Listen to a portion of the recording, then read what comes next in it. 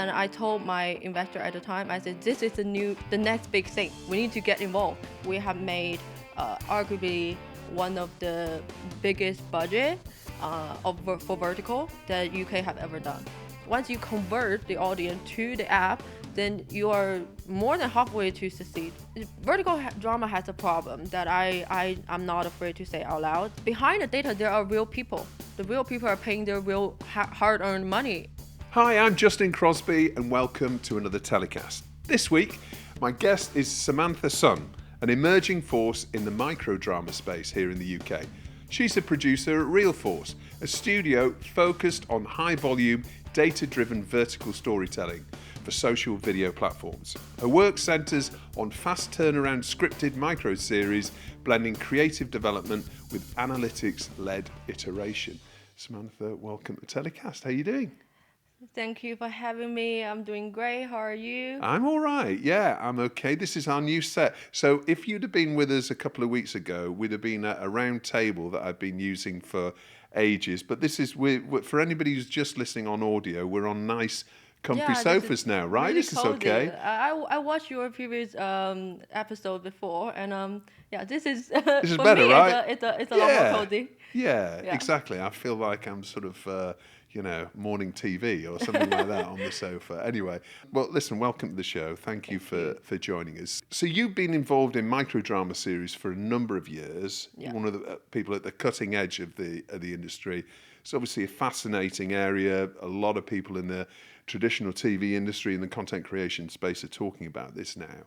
So before we get into that, tell us a bit about your experience, because I know you're a producer for ReelForce now. Yeah. But actually, before ReelForce, you've been established as a microdrama producer. Tell us about what you've done in your career up to this base. Since 2023, I was at the time working for another company. At the beginning, we were doing like interactive film/game kind of thing. But at the end of 2023, I personally think at the time we already seen the rising of DramaBox and ReelShort. At the time, those are like maybe the only big two. And I told my investor at the time, I said, this is the next big thing. We need to get involved. And since then, for that company, we were internally developing our own platform, and I was in charge of the content creation. So we were, since 2023, the end of it, we were developing our own script and produced arguably maybe one of the first 5 verticals that have been made in UK, working with Dan Winston, who is our amazing director. Shout out to Dan. I made another two in America, made another 2 in China, and then unfortunately, the platform did not come to life. So I ended up selling all the shows that we have made to DramaBox. Ever since then, I was a freelancer producer that working with a business partner that we have done a lot of commission from platforms, like vertical platforms. And then I joined ReelForce last year, around August time. And ever since we have made arguably one of the biggest budget for vertical that UK have ever done. Right. Yeah, and it's on air now. Okay. Yeah. Can you talk about what that budget is? I would say double like a regular vertical. Right. Yeah, okay. because it's a medieval fantasy genre, and there's a lot of costume, big, majestic locations, and a lot of post-production involved. We have wig master on set. Oh, right. Yeah, like on one day we have more than 90 people on set involved, Wow, all okay. Korean cast, and we have a real historical castle as one of our location. So yeah, the scale is different for that one. So in terms of, I'm not going to ask you to give me a full amount, but are we talking between sort of under £1 million pounds in budget? Oh, of course. Yeah. Yeah. But more than £500,000? No. Okay, so it's under £500,000, but It's, but that is still significant, right? If you're getting up to the top end of that. Half of that. Right. Less than half of that. Okay. Yeah. Okay. Yeah. But It's still, fascinating. Any any TV drama producers are like listening to this and be like, "Oh my god, how the hell did you do that?" But we're going to come on to that. Yeah. So, how many micro drama series have you produced then, roughly up to this point? I would say at this point, more than 10, close to 15. Right. Yeah. Okay. And it's interesting you talked about your one of your first roles. There's a lot of parallels between the games industry and microdrama apps in Yeah. terms of micropayments, etc. Yeah. Was that an important part of your career? Do you think that informs really how you approach producing microdramas now? Not necessarily. Like from the application end, yes, the monetization is kind of like gamified in a way, but in terms of how to make, I think the idea from vertical drama or slash micro drama is that how to make people addicted to it, like how mobile game made people addicted to spending more and more time on their phone on the small little game. So for that, I think the concept is like kind of similar, but not necessarily the same. And my interactive film slash game experience haven't really brought to life into vertical yet. But I know there are platforms like ReelShort that have already explored that genre, but I think because they're charging people more to unlock more options for that kind of interaction, they're not doing that well at the time. Right. In the vertical world, at least. Okay. Okay. So, well, I mean, let's talk about microdrama as a genre as a whole. I mean, it's obviously incredibly popular in Asia. Really exploded there about sort of 3-4 years ago, or maybe has it been prevalent a lot longer than that? I think the explosion, it has been. It probably started 2021, but there are things going on way before that.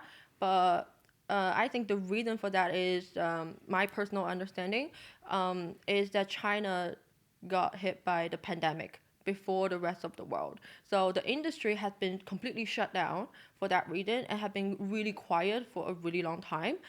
So the investor with the capital, with the money, they were more, withhold like spectacle when it comes to investing anything like big scale, like traditional long film and television, that kind of stuff. So they're looking for something that are more flexible, more Quicker low budget. turnaround to quicker returns turnaround. as well. Yeah. And also the idea of TikTok also come from the Chinese Douyin, like Beta Dan. It's a Chinese company. So I think that the Chinese people already like are so hooked to the vertical digital format of as their way of consuming entertainment. And it's obviously been picked up in the States as well. We're seeing a lot of activity, a lot of investment coming in now. Fox have obviously invested into Holy Water, and there's a number of different investments from various different businesses across Europe as well. We're starting to see. What do you think has really sort of triggered? Has there been a tipping point, do you think, in the States that made this I mean, obviously, the business model, the amount of money that a lot of these really successful drama shows are making, that's probably the tipping point. I'm probably answering my own question here. Do you think there were any shows or is any moments that you can see that have made a major leap forward in the last couple of years, particularly in the States? I think it's the Hollywood turn to microdrama. It's not only because what microdrama has been done. It's also about what's happening in Hollywood at the time. If they're doing that well, they probably won't be that interested. But apparently, for whatever reason, Hollywood is not doing that great. Even the traditional film and television industry in this country, in the UK, where we're talking about it, like it's not doing that well. So it might be many like different reasons behind why it's the way it is. But I think the people are more hooked to smaller screen rather than the bigger screen. It's probably one of the reasons. Yeah. Yeah. Okay, so let's talk about this payment model then, Yeah. and we're going to talk a lot about how you develop a show to sit within that payment model. But typically, for anybody that hasn't watched a micro drama series and gone through the process of paying, making micro payment, tell us about how that. How many episodes you need to can you watch on an app before? Because most of them are obviously sat within apps, aren't they? You mentioned DramaBox and ReelShort, and there are obviously lots of others now. Take us through the typical viewer process of going through watching free episodes and then being asked to pay. Take us through that a little bit. So it's normally one episode from 1 minute to probably 2 minutes and a half. And normally is from 30 to 70 episode per show. It really depends on the platform. Each platform has their own way to approach it. What the platform do is that they put their either trailer or like the first three couple the episodes on social media like Instagram, Facebook, TikTok, YouTube. So and use paid ad to make it into people's feed. And when people see that and they get hooked, then they will find out they will be asked to jump to the Apple Store or Google Play to download an app and register on the app. Then when you turn to the app, you can still see the free episode that you already watched on the social media, but then you have to unlock to pay. Unlock to watch the rest of the show. And when it comes to that business model, there are platforms that are doing subscription. Sometimes the subscription give you like ad free, or sometimes it give you still ad, but you can pay to remove the ad. Or if you don't want to subscribe, you can also pay to unlock each episode by episode, where you can unlock the rest of all the episode as a package for a discount. And they also have this gamified kind of model that is like for example, they have the coin system. You can top up, and the more you top up, they give you more in reward. And you can for example, if you keep logging in for a whole week, they will give you some free coin for free to at the reward, encouraging you to spend more time on their app. Yeah. Okay, and presumably that works then, because traditionally, I suppose migrating a viewer from a YouTube short to downloading an app and going to their app store and downloading an app, there's a sort of a clunky process, right? That's like taking them outside of YouTube, taking them onto the app store, and then downloading and registering. And what is it? That trailer, those initial trailers must be, they must be incredibly attractive to encourage that. So how do you make them attractive? How can I put it? It's like, this is not negotiable to us, that to make the first, no matter if the first 8 free episode or the first 10 episode, make it as extravagant as possible. We spend the most resource on those episodes, the best location, the best post production value,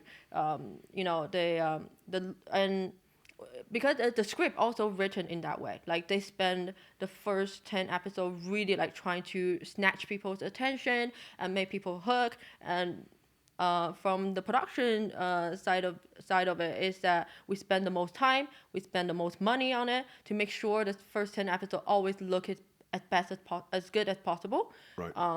And the acting, we spend more time polishing the acting for the first 10 episodes always. Right. Okay. Once you convert the audience to the app, then you are more than halfway to succeed. Yeah, that's it. But that's the big challenge, is converting them. Yeah, I can imagine. Okay, well, let's talk about talent as well. What qualities or characteristics are there within the talent that you choose to portray roles in microdramas? I mean, obviously, are they just great actors that you're looking at? Is there anything in particular you're looking for the type of talent that you cast in microdramas? that you might not cast them in a normal TV drama? I would say first of all, especially when I work with the Chinese background platform, they are looking for a specific kind of look. Okay. Yeah. What is the look?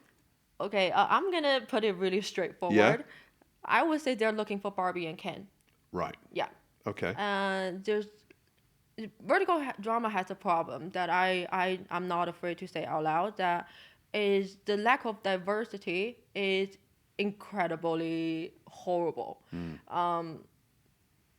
I don't think that I have the position to say why is that or how we can solve it, because I'm not like work for I'm not a CEO of the big platform, but I do think that is I understand that we need attractive people, but attractive people Yeah, well, casting, I mean, that's every attractive people TV in drama. every ethnicity. Yeah, of course. Yeah. But they probably think that the majority of the audience are like white women, so they probably only want to see white women and white men. Right. But from what living in the UK, from what I understand, that's not necessarily the truth. Yeah. I tried to convince them multiple times, but never worked out. Right. But I can see there's more diversity coming into it from the platform that have like American background or like Ukraine background. Let's say my drama. Yeah. Yeah, that's one thing. And the other thing is we are looking for talent that really flexible in terms of like can quickly adapt to a new way of working, because it's really fast. We need you to learn your line really quick. We need you to give your emotion like as quick as possible, like you're on it. Yeah. Action, then you are on it. Like give us 100. So give us an idea of, it's obviously the production is really compressed into a series, being shot over a week or so? Yeah, 10 if days? we are looking at a script that is like a regular modern rom-com setting, we would be normally we would do it in 8 days for a script that has 100 pages. Right. Yeah. Okay. And how long does the cast have the script to work with to learn their lines? On average? Couple of days? I would say if they get the script a week before, that would be a really smooth one. Right. Yeah, but if they are given the script like 3 days before, that would be considered not too bad. Okay. Yeah. Okay. That's interesting. Well, I mean, it's well, hopefully, you're talking about talent and being sort of fairly stereotypical in terms of this, but I guess we're still fairly young in the evolution of microdrama, certainly in the UK, for a UK audience. Yeah. So hopefully we'll see that sort of diversify as the audience gets bigger. So talking about each episode, we've talked about, the focus on the first few episodes to obviously drive that adoption. How about, that 2-minute or 90-second episode?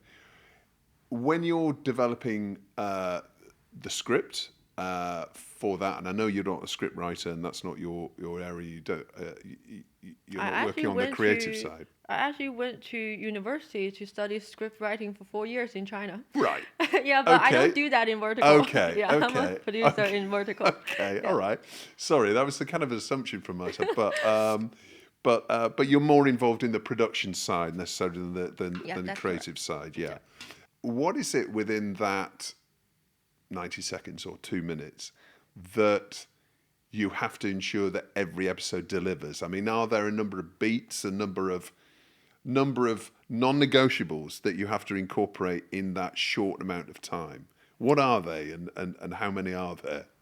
I would say it's like still like the classic 3 acts, right? But within every 90 seconds. The beginning, middle, and end in every second. Yeah, and you end with the cliffhanger. You end with the hook. That's a must. Yeah. So but the cliffhanger, there's so many ways to do it, right? Like we can end with the 2 characters kiss each other, and the audience will be like, "What's gonna happen?" You can end with someone slap someone in the face.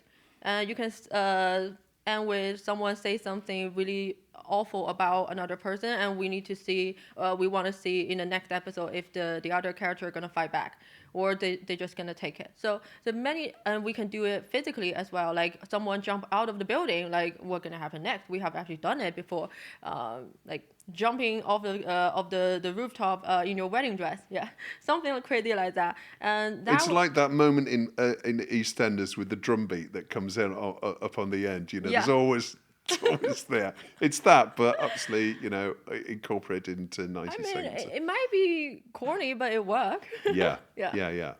Well, that's it. It does work. Clearly, it does work. I mean, some of these major drama, microdrama apps are talking about extraordinary amounts of money that some of these. I mean, do you get given what sort of figures do you think are the most successful microdramas actually generating when it comes to revenue? But in terms of revenue, we are talking about. Are we saying the revenues are generated for the platform or to the production? For the platform. To the platform, I think Okay, so here's the thing. When they put 100 show on, not necessarily 100, that would be an exaggeration. But when, let's say they put like 30 shows on their app every single month, not all of them gonna be a hit. Many of them gonna be flopped. But one show, if it's really like a hit, it can cover all of the rest of the flops, the budget, the cost for all of the rest of the flops in the show, but also still make revenue. So that's how big the number can get. Right. Yeah. Right. So going back to sort of the story beats and the type of content.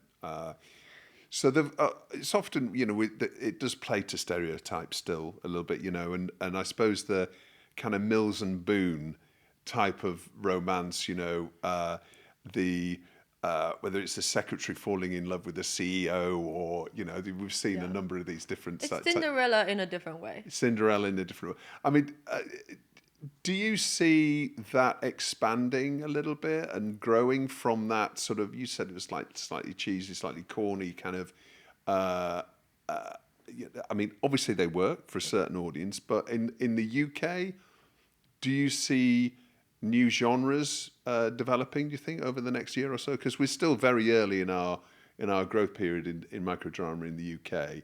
And I wonder how sustainable that is to just create the Mills and Boon type shows for a UK audience. Surely there have got to be new genres coming through. Yeah. In terms of genre, I believe the audience eventually gonna get tired of if we just keep making romance all the time. But I think we can try different stuff. Like we can try sci-fi, we can try horror, we can try thriller, we can try something with like sport or comedy. Comedies are like quite common now for vertical drama, but the comedy bits are not that great. Right. Okay. Personal opinion, most of the time. Yeah, but there's so many different things that we can do, but from my perspective, you still have to involve a bit of a romance into it, right, based on who the audience are, based on what the audience want to see. But by doing so, you embrace other genre into this rather than just purely romance story. You get to attract different demographic of audience into this new format. But you also get to keep your current romance audience because there's still some romance element into it. There's still a man and woman falling in love. So romance, do you think, is the absolute non-negotiable in terms of microdrama? I'm thinking if there's one platform that's not doing romance at all, maybe they're just doing, like, I don't know, thriller, let's say, for example. Or action-adventure or something. Action. Yeah.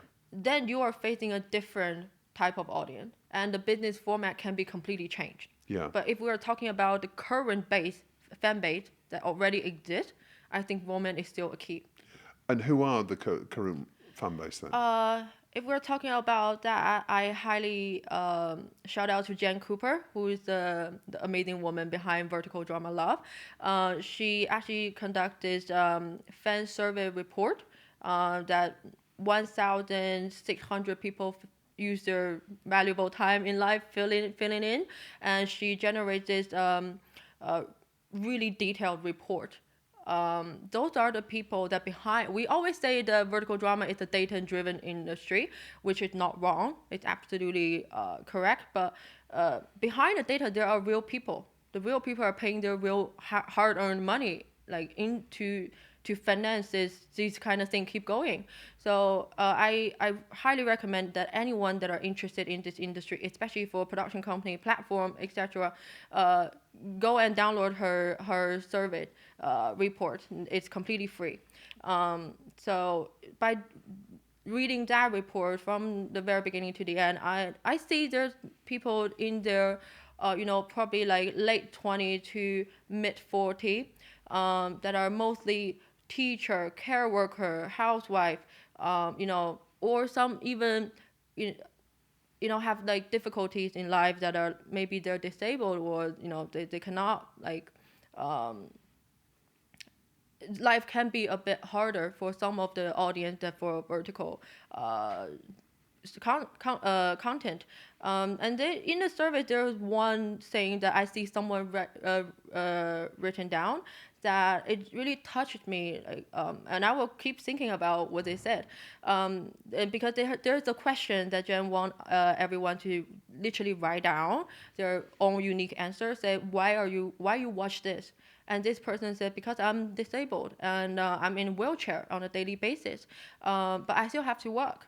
So I don't have cinema is less accessible for me, and because I still have to take care of my kid, and I have worked 2 jobs, so I only have the time to watch something or have some me time, like long time, my time before I go to bed, and that time probably only going to be like 20 or 30 minutes. It's not even long enough for me to finish a Netflix TV series.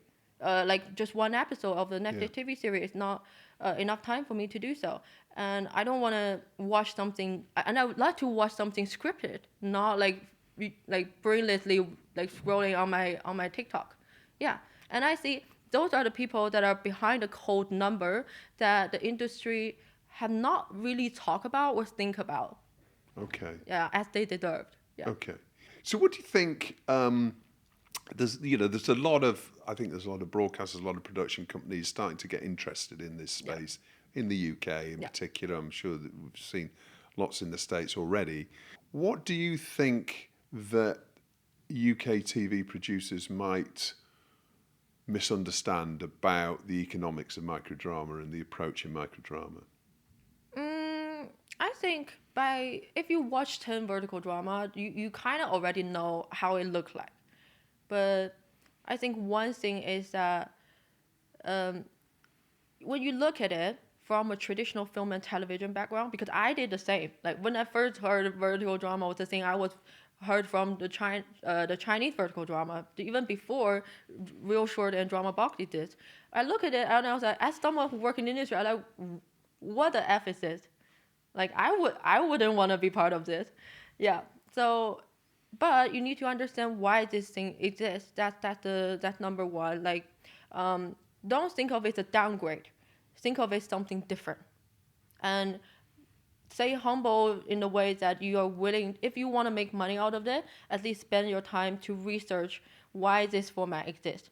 It makes sense with the technology development. It makes sense with why the user want to watch it. It makes sense psychologically, how they're designed to get people hooked. Yeah. The production value, yes, there's still you can. The more money you spend, the more production value you can have. It's not necessarily an unsolvable problem. And the second thing is understand the distribution game.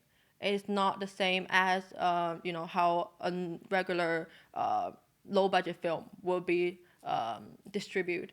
Like the whole licensing thing is played completely differently at the moment.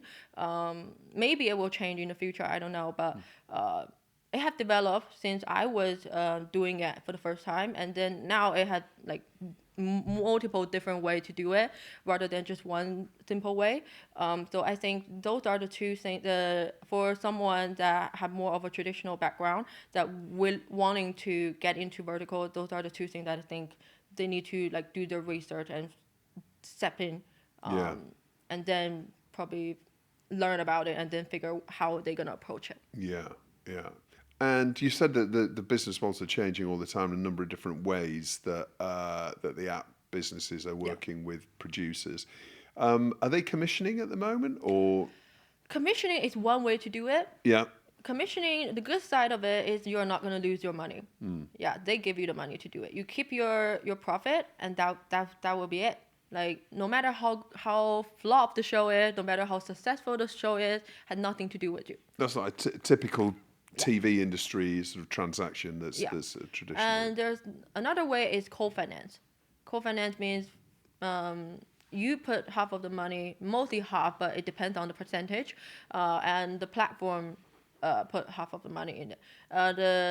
The script can come from the production company, or it can come from the platform, and you get to share the revenue that made. The revenue share at that point, yeah. But that is a high risk game, from what I understand. Right. That because as a production company, you put down your money to cover half of the production, but for the platform, not only they gonna spend money on the production, they're also gonna spend time on the paid ad on social media to promote the show, and that is a lot of money. Sometimes even more than the actual production budget for the show. Right. And when they share their profit with you, they have to take that part out. Yeah, they have to and then recoup share that it with you first. the rest. Yeah. And so for them, the budget is not just whatever spent on the production. It's actually double probably what. Yeah, what double they're or talking about. potentially even more. Okay. So think of that and think how much money you can actually get backward. Yeah. Yeah. Yeah. And the other way to do it is you self-finance. Or you find other investor to do this show, and then approach the platform and say, hey, I'm gonna sell this show to you. Are you interested? And you Have can a look at it. you can then be in a position to license it and Yeah. give different windows. And Yes. does it have to be exclusive? I mean, could you? It can do many different ways. It can be exclusive, it can be non-exclusive, and it can also be the first window, second window, third window. Okay. Yeah, as long as the IP is yours, you can do whatever you want. But the thing is, because there were so many verticals being produced every single month, how great your show is for the platform to offer you a really good deal, because they are producing their own stuff as well. If they think that your stuff is better than theirs, that's when they can offer you a good deal. If they don't think your stuff is better than them, they will offer you a really shitty deal. Right. And just one more show on their platform. Yeah. And that's the only thing that it's going to mean to them. Yeah. Yeah. Interesting. Okay. Well, obviously we know it's super low budget. We've talked about that and the challenges that come with that. But potentially, really high rewards, depending on which way you're certainly for the apps, and maybe for the producers as well, depending on how you're approaching it. But AI is clearly a really important sort of driver in the background to the whole microdrama industry. How do you use AI in the production process? Do you use it through every different stage of the process? At the moment, we are only using AI for the post-production. Right, okay. Yeah. And I know people, like, especially in the Western world, we always talk about the moral behind the usage of AI. And for me, I just genuinely don't believe that people will pay that much money to watch a completely AI generated show. So it's not healthy for the environment. I mean, like, it's not eco-friendly, and it's not sustainable for providing a healthy industry environment as well. Like, in the long run, people will lose their job. We will have less talent that contribute to the growth of the industry. So I'm highly against using AI to replace real actors. But for post-production, yes, I did a medieval fantasy. I don't have Hollywood budget to do all the post-production, like how they would do. So that is the only way of us using AI for now. I don't know what the future is going to hold, but yeah, for now, that's the only way. Yeah, okay. So if you had to give one piece of advice then to I can imagine there's lots of UK drama producers now who are, not getting the opportunities. The commissioning in the traditional TV industry has gone away. Opportunities are certainly fewer. But there are many drama companies who've got, great experience at making, really high quality shows. What single piece of advice would you give them if they're thinking about exploring the microdrama space? What would be your advice to them? I would probably have two if allowed. Yeah. One is understand the format. Yeah. The second would be smart with your money. Where to spend it. In doing vertical, the budget that you have, you are not going to be able to do it all. You need to figure what you can sacrifice and what cannot. Yeah. Yeah. And make sure all of the money goes on screen, basically. Yeah. That's Exactly. seems to be the key. Yeah. Okay. Yeah. And then where do you see the future of microdrama going now in the next sort of 2-3 years? Because you're a really experienced producer now. It must be an exciting time for you because everybody's talking about it in the industry. There's lots of potential for it to go in lots of different directions when it starts to evolve and mature in different markets. So, where do you see it going now? I think that personally, I really thank vertical drama because as a foreigner that come to the country, that before vertical was a thing, the industry is really difficult for us people like myself to break in. But thanks to vertical, that really come from a Chinese background, that me being a Chinese person, that actually gave me the opportunity to be where I am today. It gave me a smooth start, and it helped me grow. As I'm helping bring in more and more production here in the UK, creating job opportunity for the crew and cast and stuff. And I think that in the future, as we can see, the Hollywood is stepping in. So from that, for that, I think we're gonna see a really interesting thing happening. That vertical will be, I believe, shift into a different type of storytelling. At least there are more type of storytelling gonna happen, not necessarily the only one like we talked about earlier. That I'm really interested in, and I believe it will be something more like the Chinese vertical and Hollywood in between. Now it's just like English but Chinese vertical. But with Hollywood and more people have high production value experience, traditional film and television, people coming into this genre, I think it will be somewhere in the middle from the Chinese vertical type of thing and the Hollywood type of thing, and somewhere in the middle of that, which is the balance of this unique storytelling and a more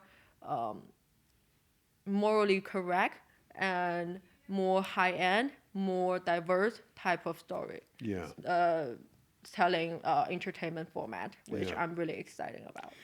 I wonder if one day we'll see a Tom Cruise Mission Impossible microdrama series, or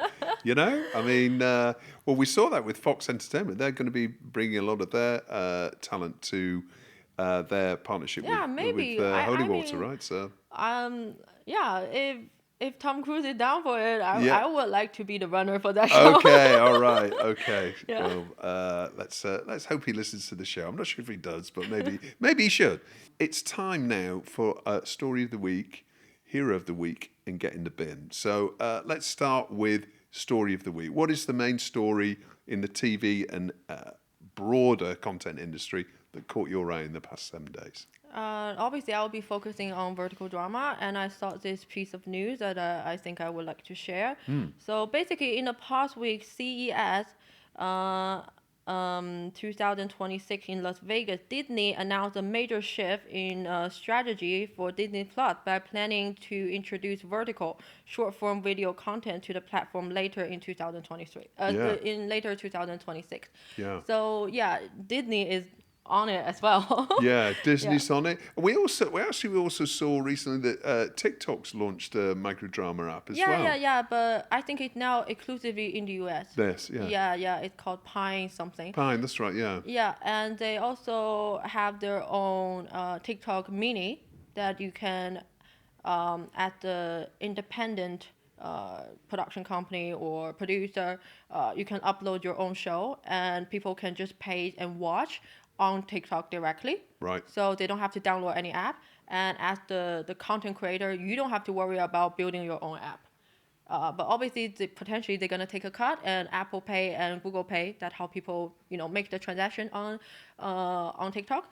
They're gonna take a cut as well. But Yeah. it saves you from the hustle of distribution and building an app and stuff like that. So I think it's a really good opportunity for more independent people that maybe they have lower budget or they don't know how to reach out to the big name vertical platform, but you can still find your way to monetize it without having to go through someone else's app or building your own app. Or get a brand to fund it. Yeah. Yeah. Maybe you can do like a pilot thing and put it out there and test the water first, and then use that to ask for some investment, or then reach out to the platforms to say, hey, see, I'm doing well now. Yeah. This thing have potential. Yeah. So TikTok is doing that. So I Yeah. think it's a good thing for independent. It's really interesting. We saw recently that talking about brands, we've seen Procter and Gamble launching P&G Studios. We've seen Starbucks, lots of other brands that are launching their own production studios. So, you would imagine that there's going to be more and more sort of drama series that may be totally brand funded as well coming up. So I would love to make a show like a sitcom kind of vertical that happened like two barista working at Starbucks. yeah. Well, it could be like what It's is like it? two broke girls. What is it like in Friends as well when they go to the coffee what's it called the cafe in Friends? That's it, Central Yeah. Pet. Thank you. Who knows? There's lots of different formats that can work. Okay. So how about your hero of the week? I think my hero of the week is actually the people that, even though they might not have like a platform background, or there are many people that in the UK they're more independent, that they're actively trying to breaking in to vertical. Even though as a production company that we might face some sort of challenge, but at the same time, I believe it's a competitive industry. It's a healthy industry. If no one is doing it, it's about to die. Yeah. Right. So the more people are doing it, if we have a platform from the very top to the very end, we have more people that are building their platform in the UK. We have more producer working on it, more like crew working on it, and more audience from the UK, based in the UK, that are watching it, that are consuming it. We internally can build a healthy industry within the UK. Yeah. Because now the platform are come from China, but if they one day decided, you know what, we are all not gonna go to UK to give them our commission, then we have been kicking out of this industry because we have no infrastructure within the country ourselves. Yeah. So your hero of the week is basically everybody that's working within the microdrama ecosystem. Everyone in the UK. that posting things on, sharing information on LinkedIn, everyone talking about it on the street, or like everyone that's trying to network with people. Let's say talk about how we can get in, or even like the drop media that are posting article about it, just spreading it everywhere, so more people hear about it, the more opportunity there will be. Yeah, and the Digital Video Awards, of course. Yeah, we're recognizing that I'm definitely going to submit. Fantastic. Well, we're recognizing microdrama apps and also series for the first time this year, so that's exciting. And finally, who or what are you telling to get in the bin, Samantha? That will be, I don't know, New Year resolution. Aha! I don't know. Already? I try to do it every year, and this year I was like, you know what? I'm not gonna do it. Yeah. Yeah, because you can be so determined to do something, and life just hit you in the face. It does. Yeah. And then you feel like a failure. Yeah, and you feel like a failure. And now I'm just like, you know what? I'm gonna try everything, my very best, and see how the future gonna go. Yeah. Without having a set goal and feel like a failure when something happened and I wouldn't be able to achieve that. 100%. Let's all chuck New Year's resolutions in the bin. Let's chill a bit. Yeah. All right. Fantastic. Samantha, thank you so much for joining me this week. It's been really fascinating speaking to you. Lovely, Justin. Thank you for having me. And I can't wait to hear about the next project you're working on in microdrama. If you invite me back again. Yeah, absolutely. Yeah. Let's do it. Let's do it. And maybe we'll do something on the drop as well. But thanks again for coming in. Lovely. Thank you for having me. All right. Bye-bye, everyone. Bye-bye. Well, that's all for this week's show. TellyCast was produced by Spirit Studios and recorded in London. We'll be back next week with another show. In the meantime, stay safe.